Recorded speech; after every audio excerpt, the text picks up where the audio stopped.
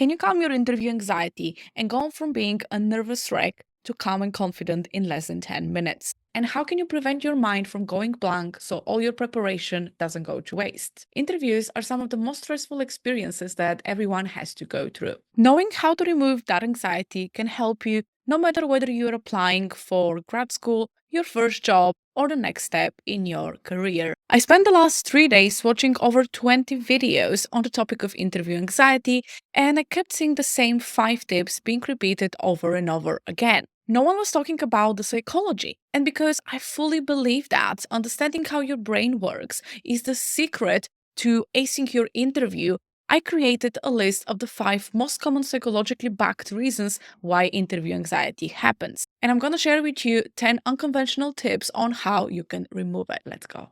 After interviewing over 300 people, here are the top 5 reasons that people get nervous. Number 1 is the fear of the unknown. Basically, if your brain is not familiar with something, it's going to perceive it as dangerous and unsafe, and it's going to make you anxious. And this actually leads to reason number 2 is because your nervous system goes into overdrive. Basically, your body is not trying to sabotage you, it's genuinely trying to protect you by preparing you to either fight the danger or flee the scene. And this is also why you go blank during interviews. What I presume you want is for your brain to work properly. And so what that means is that you want your prefrontal cortex, your logical brain, to be answering the questions, because that part of the brain is the problem-solving part and is a part that also has really good memory, so you can recall stories and think on the spot. However, when we go into this fight or flight mode, when we're really stressed, we're actually operating from a much older part of the brain called the amygdala, and that is the emotional brain. And so what that does is it leaves you in survival mode, which is fight, flight, or freeze. This is also why you tend to lose all your memories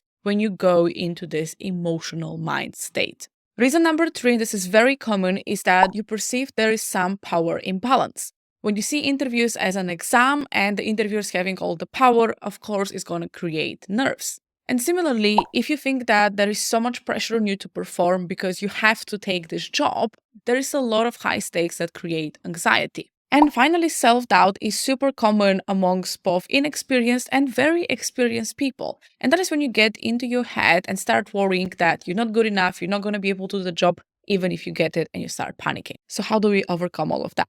Well, let's start with the fear of the unknown. We have to make things known. Number 1 is making sure you know your basics, and that means knowing when and where the interview is actually going to take place. Is it virtual or is it in person? Who's going to be interviewing you and the process that is going to be happening. And something that also applies in here is knowing what the expected dress code is, even if it's a virtual interview. And beyond that, what you need to do to trick your mind to calm down is to make sure that you become familiar with the environment. Remember, your brain is constantly scanning for danger, and especially if you're in a new place, it's going to take so much of your brain capacity just scanning and making sure nothing is trying to kill you.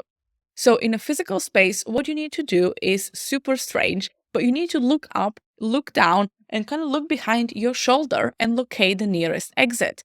This is making sure that your subconscious mind can calm down because it knows that if anything bad happens, you can run away. Obviously, in a virtual interview, you're probably going to be at home, so you know the space, but make sure that you practice how to enter and exit the software you're going to be using, practice with a friend, and just make sure that, again, you know where the exit button is. So if worse comes to worse, you can just end the call. And here I wanted to give you just a bonus tip, because the easiest way to make something familiar is to practice it. And unless you want to go to 100 interviews and get better that way, doing a mock interview is super, super helpful. So a mock interview is basically picking 5-10 questions that are likely to come up, coming up with answers, preparing that, and then practicing with a friend, family member, or even a coach like myself to prepare for the real interview. The goal here is to get feedback for improvement, some suggestions, and it can actually boost your confidence, because once you've done this, you start feeling that you can actually do this and it's not going to be as scary. The next challenge is anxiety, and in here we have to really work on a body level,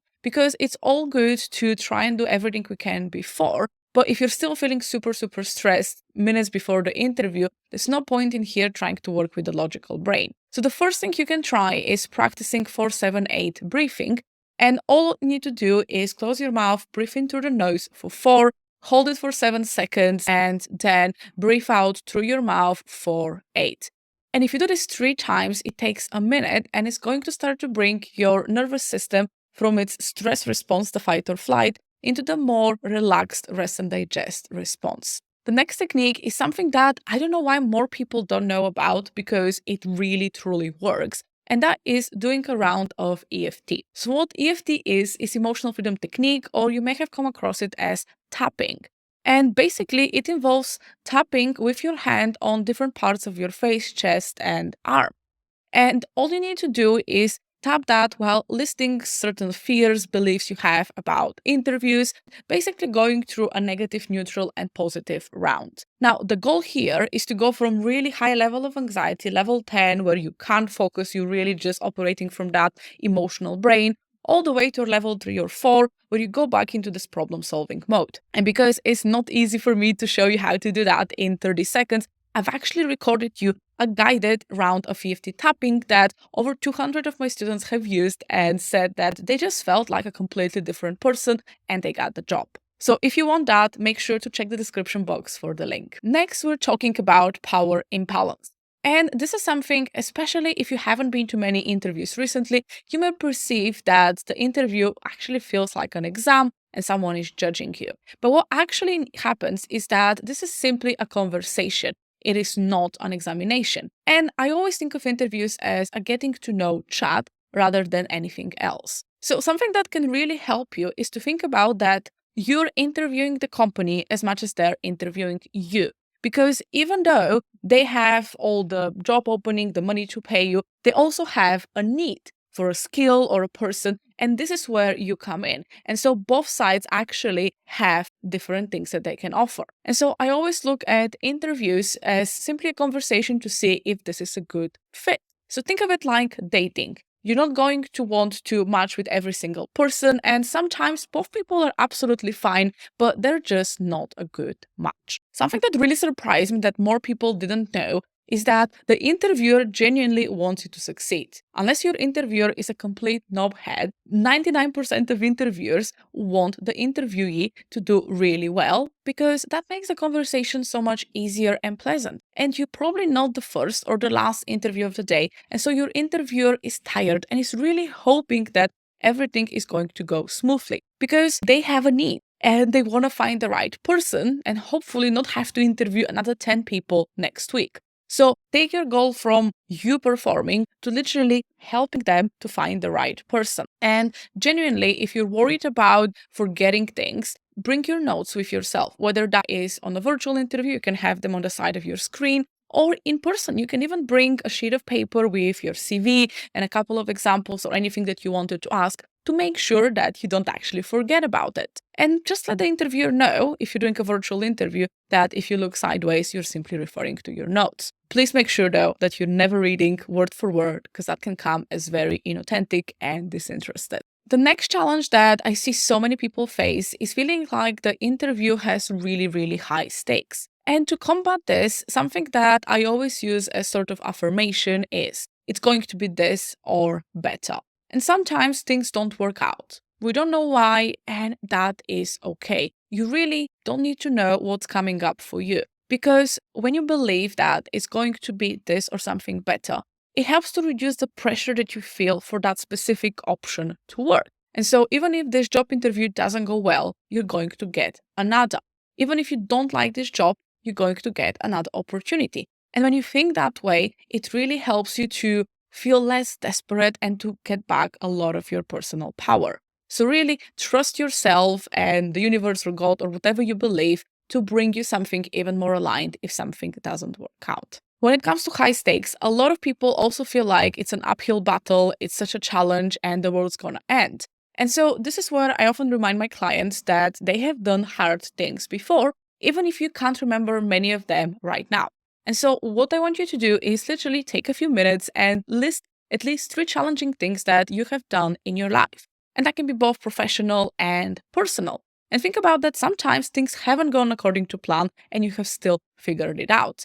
So really remember that you have dealt with difficult things and you can do this again. And finally, something that so many people experience is the feeling of self-doubt. Basically, not feeling like you're good enough. And even if you get the job, you start worrying that you're not going to be able to perform. And so, subconsciously, you might even try to self sabotage and not perform very well to make sure you don't get a job that you are afraid of. And so, the first solution in here is to visualize yourself doing really well in the job interview and then in the job itself, because your brain can't tell the difference between what is imaginary and what is real. And you may have heard that a lot of elite athletes, such as F1 drivers, runners, and so on, use this visualization technique to practice before the real thing.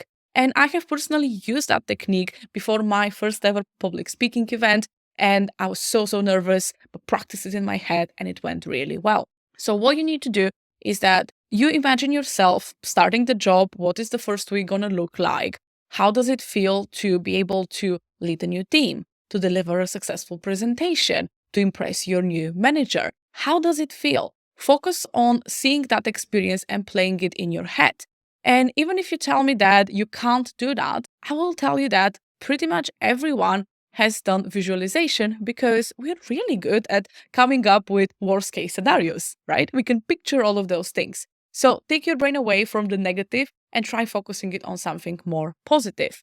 Because the more you practice it, the more familiar it gets. And so the less scary it gets. It just feels like, okay, I can do this. And finally, when it comes to self-doubt, sometimes we can actually help ourselves by using a little bit of logic. And so an exercise that's really powerful that I give to my clients is to list 10 reasons why someone should hire you. So you can use that with a specific job description and start looking for things like, what skills and experience do you have that matches the job description that's going to make you a really good hire? But I don't want you to just think about things that have happened in the past. I want you also to think about things such as personality traits and how they can help others. So, for example, you might be a really good communicator, and that is something that is going to help you in the job. Or you might be really empathetic, and even though that might not be listed in there, being empathetic will allow you to bond better with the team, help your teammates, support them, and so on. And again, that is adding value. And finally, think about your motivations and desires. Because for someone else who is interviewing for this position, this might be just another opportunity that they're not really passionate about. But for you, it might be a perfectly aligned company that you would be really happy to contribute to. And so your desires for growth and your motivation to do the job really well can also be a reason why someone prefers you over the next person. So, as hard as it might be, get those to 10 and you will see how much better you feel at the end of that experience. Now that you know all of this, make sure to download the accompanying PDF where you'll find all the mindset shifts, exercises, and the EFT follow along tapping.